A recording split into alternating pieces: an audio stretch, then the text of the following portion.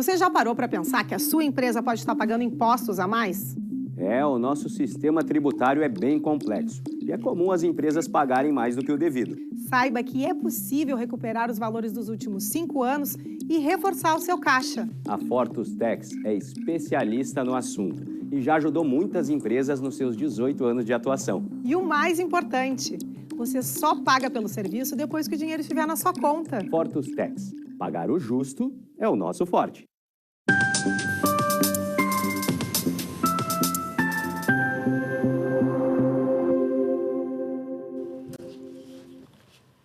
Olá, sejam bem-vindos. Está no ar o programa Papo Certo de hoje, com minha apresentação, Amanda de Oliveira, e também de Evanira Aguiar.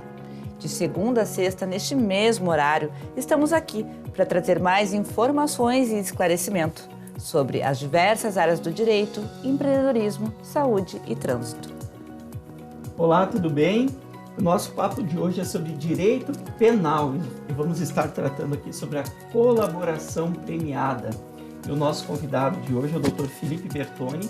Muito obrigado pela presença aqui no programa, doutor. Olá, Amanda, Evanir, eu que agradeço, é uma honra participar desse programa. Obrigado. Seja muito bem-vindo à nossa bancada. E você de casa que nos assiste já sabe, né? O nosso programa ele é interativo e tu pode participar enviando a tua pergunta ou comentário. Vamos fazer um intervalinho, em meio minutinho estamos de volta.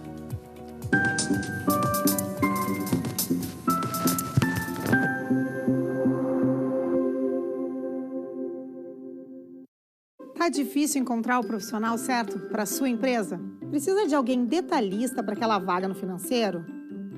Quem sabe um criativo para o marketing? Ou ainda, alguém focado em resultados? A Fortus RH utiliza técnicas de seleção e processos estruturados, realizando entrevistas, aplicando provas e testes específicos. Tudo isso para buscar a pessoa certa para a vaga certa.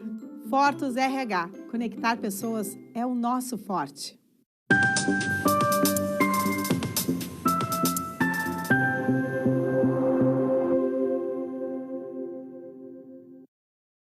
Estamos de volta e também quero aproveitar e te lembrar que o Papo Certo ele é transmitido pelos principais canais digitais e agora através do YouTube e do Facebook tu pode assistir e também compartilhar. Dr. Felipe Bertoni, conte para nós o que é a colaboração premiada. Então, Evanira, a colaboração premiada é uma técnica, um meio de obtenção de prova que tem sido muito utilizado no processo penal nos últimos anos, porque possibilita que alguém que esteja sendo investigado, acusado ou processado participe ativamente dessa investigação ou desse processo para fornecer elementos probatórios sobre uma organização criminosa. Então, nada mais é, rigorosamente, do que um acordo, um ajuste entre acusador e acusado para possibilitar uma produção probatória e a identificação de infrações penais que, sem a participação desse sujeito, desse colaborador, poderiam ficar sem resposta, digamos assim. E, doutor Felipe, como funciona o procedimento de colaboração, então?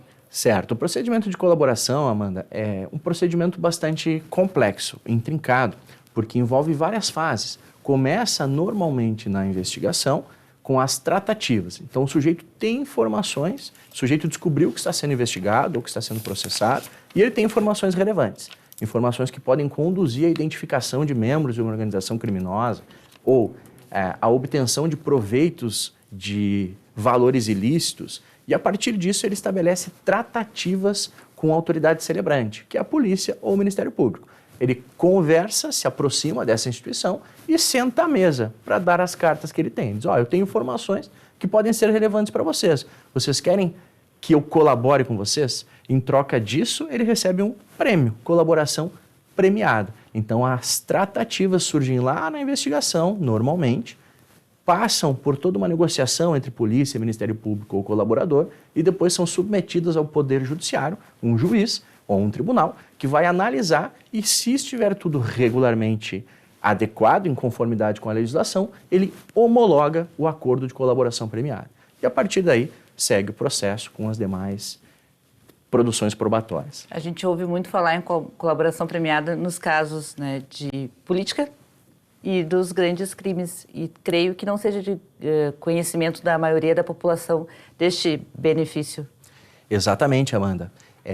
a colaboração premiada teve um grande boom nos últimos anos de relevância e se tornou protagonista do Poder Judiciário, dos noticiários, justamente por estar relacionado a esses crimes, a essas investigações de grande repercussão. Por que isso acontece? Porque normalmente são investigações que não se consegue descobrir de outra forma. Se a gente retroceder na nossa história, o que houve em termos de investigação, de pessoas presas, pessoas importantes, isso não acontecia.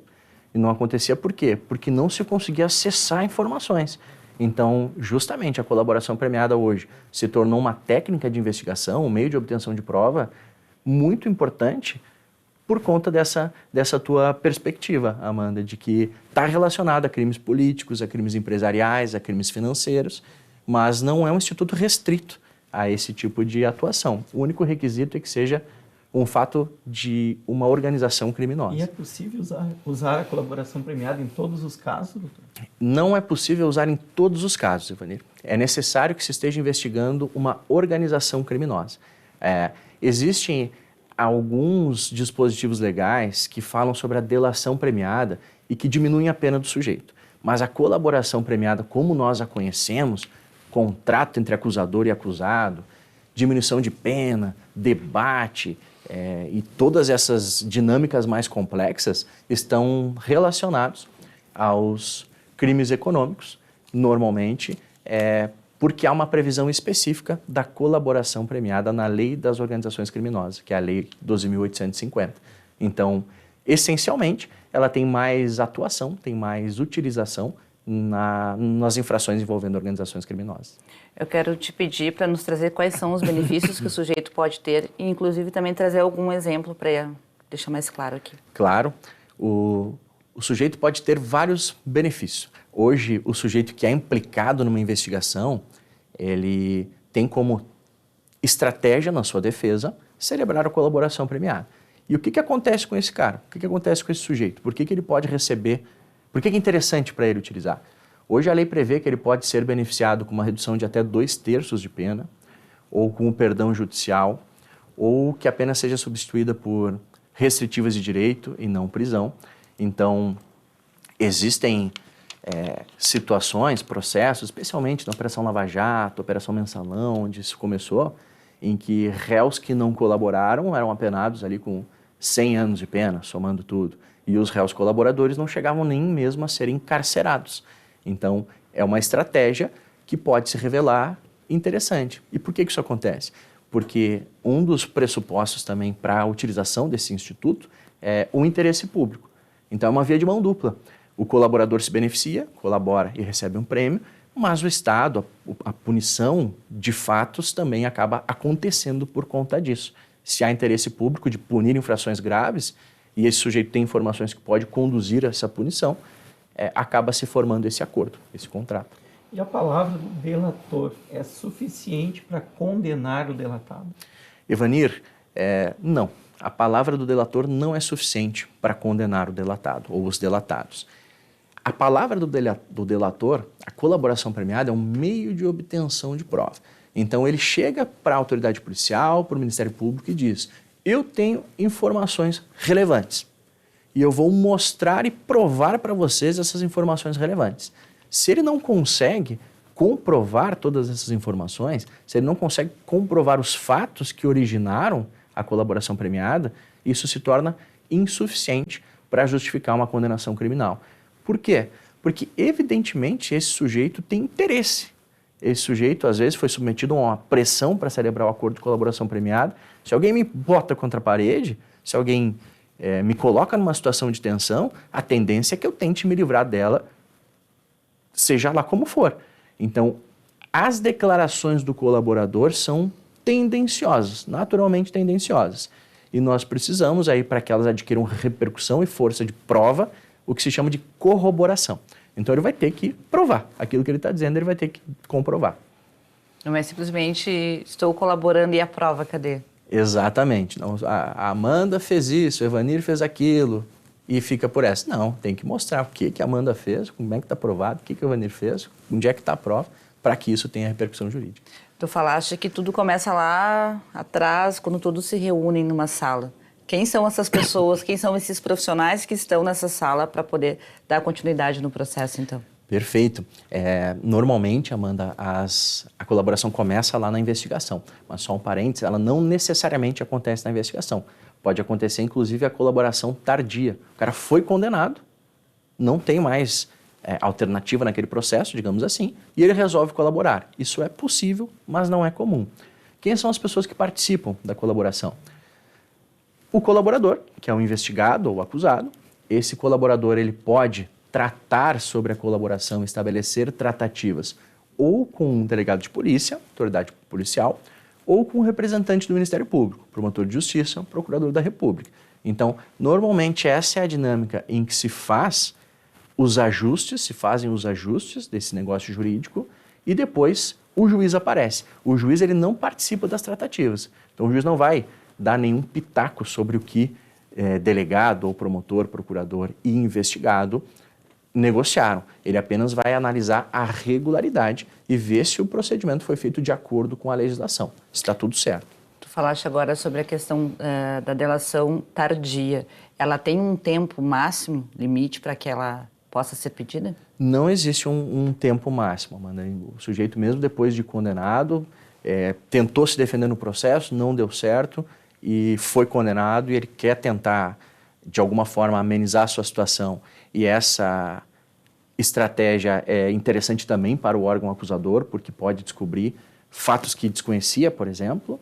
Isso pode ser feito, não tem um marco temporal limítrofe para que se estabeleça. Por que ultimamente tem se ouvido falar e utilizado, a gente tem acompanhado pela imprensa, muitos casos de delação premiada? Por que nos últimos anos isso tem acontecido? Tem acontecido, Evanir, é um fenômeno político-criminal. A gente sempre puniu as mesmas pessoas e os mesmos crimes. Historicamente, a gente prendia crimes que são de mais fácil investigação. E uma grande parcela da criminalidade ficava impune. Se eu perguntar para vocês, existe corrupção? Existe lavagem de dinheiro? É claro que existe. E se eu perguntar para vocês, esses crimes são punidos? Não tanto quanto outros. Não tanto quanto tráfico, como furto, como crimes patrimoniais. Então havia um gap muito grande de punição. Nós puníamos o que era mais fácil.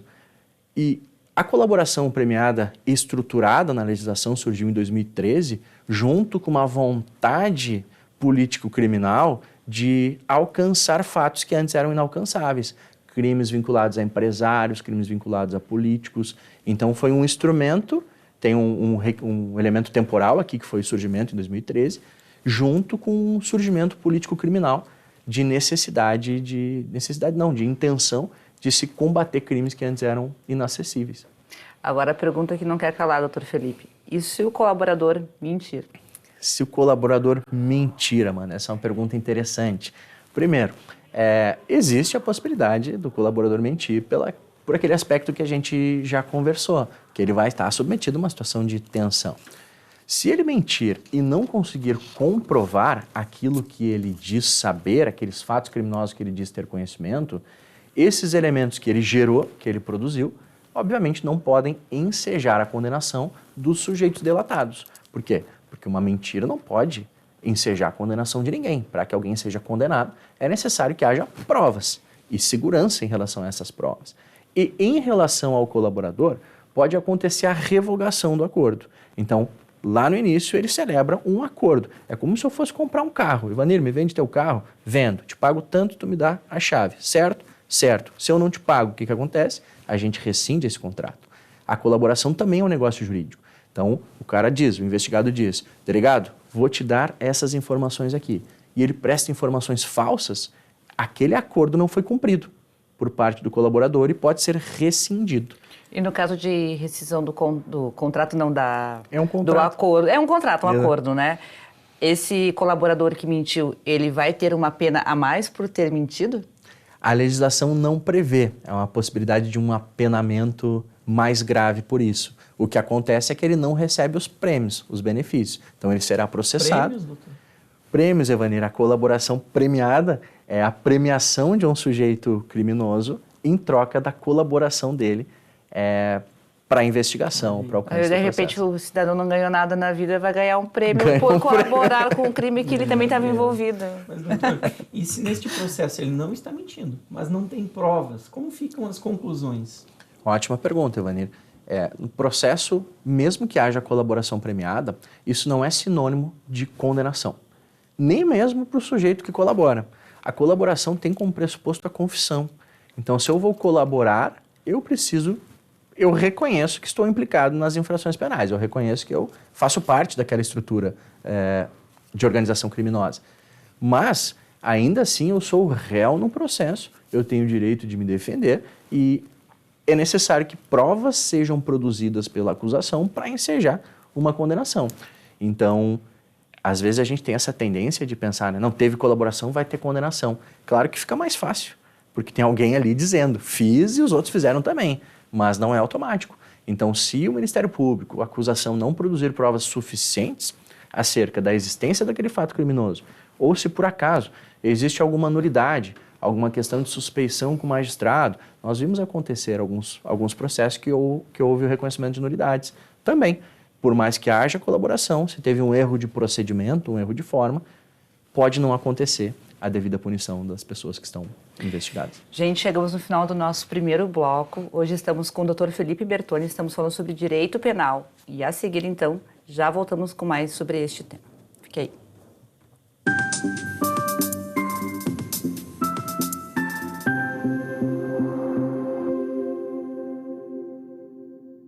Tal ganhar o prato do seu acompanhante. Com esse app você compra um e ganha um. Simples assim. Vale também para ingressos e hospedagens. De Gramado para o Brasil, o Prime Gourmet traz experiências incríveis para você. Baixe o app grátis e assine quando for usar. Já somos mais de 500 mil aproveitando esse guia gastronômico e turístico. Faça parte desse clube também. Para o cliente, economia e experiências em dobro por um ano. Para o parceiro Prime, clientes selecionados. Uma forma elegante de utilizar desconto.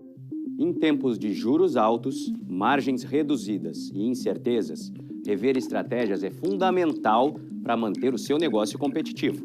Esse cenário exige planejamento e organização financeira. Nessas horas, qualquer ajuda é bem-vinda, mas a ajuda de um especialista é necessária. A Fortus Consulting conhece na prática e tem as soluções adequadas para cada situação. Fortus Consulting. Melhorar os seus resultados é o nosso forte.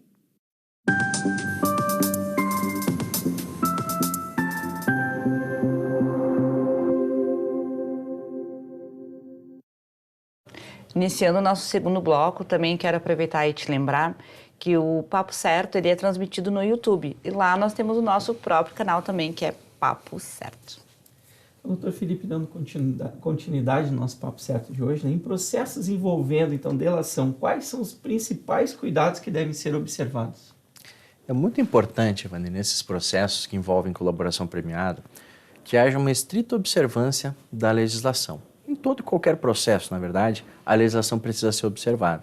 Mas nesses mais, porque normalmente são processos que têm um acompanhamento midiático, são processos em que tem uma pressão popular, são processos em que tem que acontecer tudo certinho, para que não haja possibilidade de se reconhecer alguma irregularidade. Então, é muito importante que desde a fase investigativa, desde as tratativas, haja efetiva participação e preocupação daqueles envolvidos em estabelecer um negócio de boa-fé.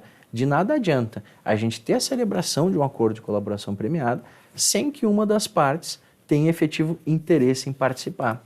E isso é uma mudança que aconteceu no processo penal. Normalmente, no processo penal, a gente tinha aquela ideia de combatividade. Ministério Público de um lado, investigado de outro, acusado de outro, embate de ideias. Então, é uma mudança de perspectiva que vem acontecendo, que precisa ser pautada por um princípio que a gente chama de boa-fé. É interessante falar em boa-fé em processo penal, em direito penal. É contraditório, né? Pode parecer um pouco contraditório, porque o réu tem, pela Constituição, o direito de não falar a verdade, o direito de ficar em silêncio, ele pode utilizar isso como estratégia, mas enquanto a partir do momento em que há uma colaboração premiada, aí surge uma relação obrigacional. E essa relação obrigacional necessariamente tem que ser regida pela boa-fé das duas partes, tanto do sujeito investigado quanto do sujeito que está investigando. Então não adianta o delegado de polícia esconder uma prova para celebrar um acordo de colaboração premiada e não adianta o colaborador inventar um fato para celebrar o acordo de colaboração premiada, porque lá no final existe uma chance grande de toda essa estrutura ruir, porque existe um acordo que foi celebrado em premissas que não são sólidas, em esteios que não são adequados. Então acho que esse talvez seja o principal desafio, o principal cuidado, Amanda, Evani e telespectadores, é de se formar um acordo, de se trabalhar num processo com base na boa-fé, que é algo que vem adquirindo ali maturidade agora no processo penal. Aquela ideia de, eu vou tirar vantagem do outro, tanto pela autoridade celebrante, delegado, Ministério Público, quanto pelo investigado ou acusado, é prejudicial. Para esse instituto, é prejudicial. Precisa ter um encontro de interesses verdadeiro. E, doutor Felipe, é corriqueiro o colaborador se arrepender da delação? Às vezes acontece, Amanda, não é muito corriqueiro, mas às vezes acontece. Existe uma série de circunstâncias que podem fazer com que aquele contexto que levou o sujeito a colaborar se modifique no decorrer do processo. Então vamos imaginar que eu estou numa posição extremamente desfavorável. Comecei a ser investigado, uma enxurrada de elementos de informação que depõem contra mim, eu não vejo outra saída senão colaborar. Mas daqui a pouco o processo anda, eu vejo que aqueles elementos de informação não foram provados, que não tem assim tantas provas. Daqui a pouco eu olho para o lado e vejo que os réus talvez não sejam responsabilizados e eu estou confessando e implicando eles, porque a colaboração, a partir do momento que o sujeito aceita participar de um acordo de colaboração premiada, isso não vem sozinho, isso gera a ele uma série de deveres. Então ele tem que, todas as vezes que for chamado para depor, comparecer em juízo. Então existem... E sem o direito de ficar em silêncio. E ele abre mão do direito de ficar em silêncio, ele abdica do direito de ficar em silêncio, ele explica os fatos e normalmente confessa e explica os fatos implicando os outros naquela estrutura.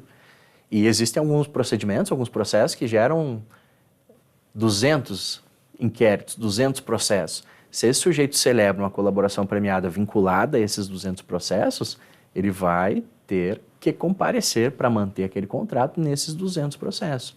Além disso, surge pressão de membros do grupo, da estrutura que ele participava, ele sofre um estrangulamento financeiro que é natural e que deve ser feito mesmo nesse tipo de investigação. Então, ela é uma decisão que se toma que vem carregada de uma série de consequências que são graves e que, às vezes, podem conduzir ao arrependimento. Eu ia perguntar exatamente isso. O que acontece se... qual a consequência desse arrependimento? O arrependimento depende, Evanir, de como que ele for formalizado. Por exemplo, se o cara fez o acordo de colaboração premiada, assinou o termo, o processo está andando, ele é chamado na frente do juiz para explicar e para corroborar aquelas informações e ele resolve não fazer nada. Cara, não vou. Não vou, ou vai lá e mente, ou vai lá e fica em silêncio. Aí, isso pode gerar a rescisão do acordo. Gerando a rescisão do acordo, tudo que havia sido pactuado entre ele e o Ministério Público ou a autoridade policial perde efeito. E aí existe discussão sobre se aqueles elementos que ele já produziu podem ainda ser utilizados. Exatamente, porque pode ter produzido provas. Bastante coisa normalmente. Imaginemos que ele tenha prestado 50 depoimentos, tenha juntado anexos temáticos. Anexos temáticos são, digamos que eu colabore sobre 3 fatos criminosos. Cada fato criminoso gera um anexo temático. E aí esse anexo eu entrego provas específicas sobre isso. Digamos que eu tenha feito tudo isso e no meio do caminho mudei de ideia. Se essa for, a lei ela não é clara sobre isso, mas a interpretação majoritária é no sentido de que, havendo esse tipo de revogação de contrato, não se pode utilizar, nesse caso se poderia utilizar esses elementos. Por quê? Porque por escolha dele, ele não cumpriu o contrato dele, não foi culpa do Ministério Público, não foi culpa da autoridade policial, foi uma escolha que ele fez de não participar mais desse contrato. Porque tem uma linha do tempo aí, não é mesmo? Entre a delação, né, o acordo premiado, a demonstração das provas e o arrependimento. Então, tudo que aconteceu naquele período anterior ao arrependimento, a princípio, estaria válido. Exatamente. Se foi por culpa do colaborador que houve a revogação, em tese se pode utilizar os elementos também. Existe uma outra forma de revogação, que a gente chama de omissão dolosa, é quando eu me comprometo a falar tudo que eu sei e eu deliberadamente não falo tudo que eu sei. Eu falo algumas coisas, mas não falo tudo. Aí pode acontecer, nesse caso ele não quer revogar, ele não quer se desfazer do acordo, ele só não quer falar tudo. O que pode acontecer? Existem duas opções, ou se revoga o contrato, ou se faz o que a gente chama de repactuação. Diz, cara, tu tinha que ter falado tudo, tu não disse. O teu prêmio seria esse, seria a redução de 2/3 da pena. Como houve informações parciais. Informações parciais, a gente vai repactuar aqui para uma redução de 1/3. Pode ser? Não, pode ser. Então existe bastante margem para negociação com esse instituto, porque ele ainda está em amadurecimento, ele já está bem mais maduro do que antigamente, mas ele ainda tem margem para se desenvolver mais. Sim. E, doutor, o mesmo colaborador que desistiu de uma colaboração, ele pode realizar outra em outros processos ou até mesmo dentro do próprio processo? Interessante, a legislação não veda que isso aconteça. Então, o cara que celebra uma colaboração e desiste ou mente ou por qualquer motivo dá causa à revogação, pode sim celebrar um novo acordo. Não há impeditivo legal para isso. É claro que as autoridades celebrantes, a polícia e o Ministério Público, deverão ter um cuidado muito maior com esse colaborador do que com outros, porque ele já revelou um traço, digamos assim, de comportamento que fez com que ele não honrasse o seu compromisso. Então, de novo, se o Ivanir me vende o carro dele aqui e não me entrega e eu pago, eu vou pensar 2 vezes se eu vou comprar outro carro dele, se eu vou comprar de novo o carro dele. Mas ele ainda pode, a gente ainda pode fazer esse pacto. Mas é importante que as autoridades fiquem bastante cautelosas com isso. Mas já houve, Amanda, casos de colaborador que não cumpriu a primeira e fez a segunda colaboração premiada. E quais as principais vantagens da colaboração premiada? Não deu tempo. Gente, chegamos ao final do programa. Nossa, passou muito rápido mesmo. As perguntas que foram enviadas, então, serão lidas logo após o programa. E aí o Dr. Felipe vai estar trazendo para vocês os esclarecimentos. Muito obrigada pela tua presença aqui conosco. Amanda, Evanir, eu que agradeço. Um prazer participar com vocês. Cumprimento os telespectadores também. Agradeço a quem nos assistiu até aqui. Lembro que lá no YouTube também pode ser revisto todos os nossos programas na íntegra ou amanhã às 7h30 da manhã. E às 20h30 dessa terça-feira teremos mais um programa inédito para vocês. Estaremos aqui. Até lá.